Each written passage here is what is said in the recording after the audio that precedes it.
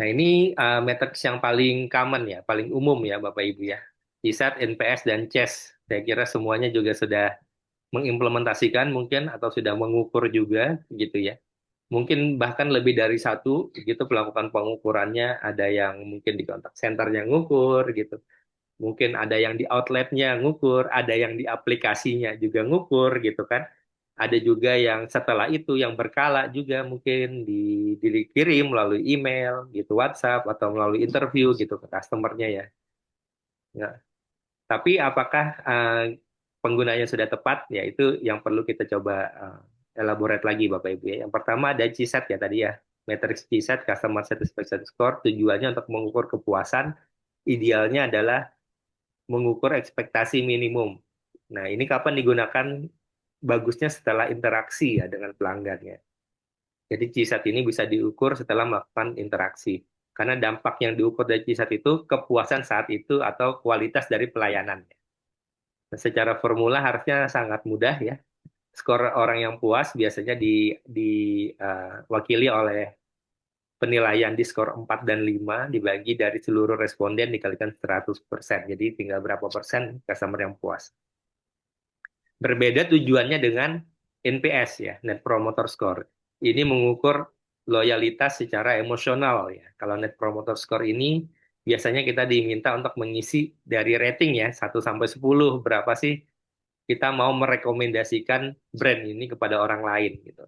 Nah, karena dia sifatnya rekomendasi, jadi yang diukur sebenarnya loyalitas pelanggannya. Karena kalau saya merasa experience-nya itu sangat wow gitu, delightful sekali, saya secara emosional dengan senang hati akan ngisi 9 sampai 10 ya kan. Tapi kalau biasa-biasa aja oke sih dan sebagainya itu yang diisi kadang ambil tengah-tengahnya aja deh gitu kan. 7 8 itu makanya bahasanya ke pasif ya. Atau kalau memang secara emotional attach-nya jelek gitu kan, experience-nya tidak menyenangkan, orang ngisi 1 sampai 6 atau nggak ngisi, nggak mau ngisi ya kan ya.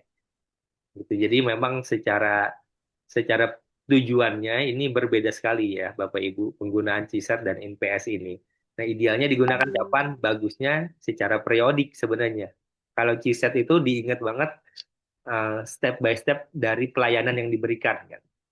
Sedangkan NPS dia tidak harus ingat layanan kita Bapak Ibu ya. NPS itu yang diingat adalah persepsi terhadap brand gitu. Jadi kalau diukur secara periodik juga itu juga tidak masalah gitu pada customer kita. Atau ketika kita pengen ada pengukuran seberapa besar loyalitas pelanggan kita itu dilakukan NPS. Karena tujuannya tadi ke growth dan ke advocacy. Makanya kebanyakan pertanyaannya spesifik ya. Seberapa besar Anda mau merekomendasikan brand kami ke orang lain? Nanti akan dibahas spesifik tentang NPS. Yang ketiga adalah Customer Effort Score. Nah, bedanya dengan Customer Satisfaction Score, ini mengukur kepuasan secara general. Biasanya kita naik ojek online gitu, biasanya setelah selesai disuruh ngisi CSAT ya, kasih bintang 1 sampai 5. Pesan makanan gitu ya kan ya. Jadi sifatnya adalah transaksional yang diukur gitu kalau CSAT. Nah, kalau Customer Effort Score, kita mengukur kemudahan di satu stage ya atau satu proses. Jadi kalau CSAT biasanya diwakili oleh satu saja pertanyaannya.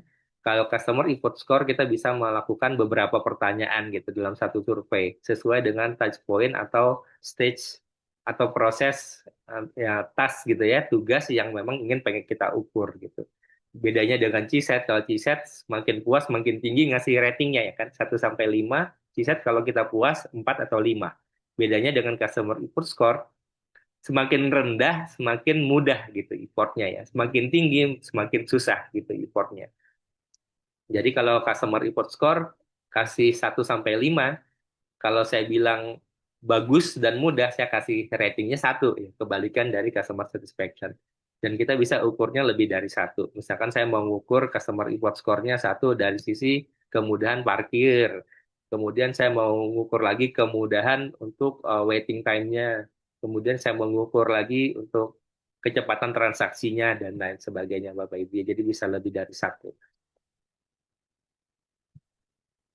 NPS merupakan matriks yang sebenarnya hari ini itu cukup representatif ya.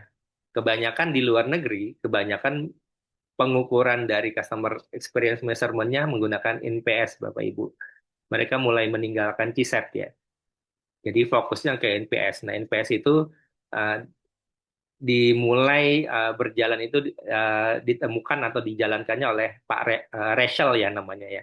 Nah, jadi kenapa harus ada NPS? Karena melihat bahwa experience itu tidak hanya mengenai kepuasan dari sisi pelayanan, tapi bagaimana persepsi bisa dibentuk di benak pelanggan gitu. Jadi makanya NPS lah yang saat ini kebanyakan digunakan oleh perusahaan-perusahaan yang ada di luar negeri.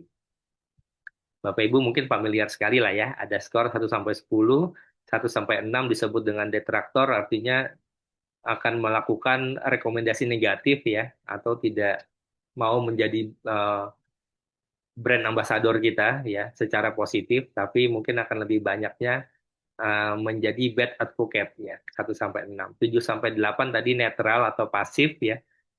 Ini oke saja, makanya tadi kebanyakan oke saja. 9 sampai 10 ini yang kita sebut dengan promoter. Jadi skornya akan akan variatif, terendahnya -100 ya.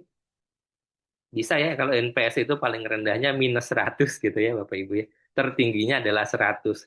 Bedanya kalau kepuasan pelanggan misalkan 80% itu udah bagus gitu. 90% udah great gitu, 100% itu perfect, di bawah 80 mungkin itu jelek itu tingkat kepuasannya. Nah, beda dengan NPS ya, NPS itu jauh lebih luas ya. Karena skornya dari -100 sampai dengan 100. Kalau di bawah 0 ya atau minus itu udah pasti itu jelek ya.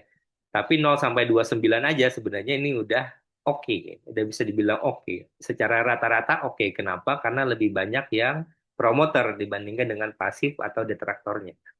Tapi sebenarnya Bapak Ibu di skor 30 sampai 49 itu sebenarnya udah bagus ya. Udah oke. Tingkat kepuasan dan loyalitasnya sudah bagus banget. Jadi sebenarnya di skor NPS 30 sampai 49 aja udah oke banget ya. 50 sampai 74 itu udah excellent, 75 itu udah world class ya. Beberapa seperti Apple atau di konsultan sifatnya personal, ini di 75 sampai 100. Nah, di pengalaman saya atau saya banyak sharing, banyak perusahaan yang justru setup angka atau target NPS-nya di atas 70 ya Bapak Ibu ya. 70 gitu, 80, 90 gitu. Target dari skor NPS-nya itu tinggi banget loh itu. Itu kalau mau arah ke sana, itu budaya atau culture customer centric-nya harus benar-benar kebangun ya kan. Jadi kalau misal Bapak Ibu ada skor NPS-nya 80, 90, 100 mungkin bisa kasih tahu saya coba mystery shopping gitu ya ke tempatnya Bapak Ibu ya. Sebagus apa sih sebenarnya experience-nya gitu. Karena menurut saya itu hal yang sangat luar biasa sekali kalau misalkan perusahaan Bapak Ibu. Kalau saya justru melihatnya saya akan curiga sih kalau misalkan skor NPS kita sekarang 80, 90, bahkan mungkin 100 ya Bapak Ibu ya. Saya akan curiga apakah benar gitu experience kita sudah paripurna atau ada hal yang perlu di breakdown lagi dari tata cara kita mengukurnya. Misalkan validasi jumlah respondennya, kemudian timing atau waktu kita saat melakukan pengukurannya, target orang yang kita ukurnya perlu dicek lagi deh ya. Kalau misalkan skor NPS kita hari ini berada di angka 70, 80, 90 ke atas ya.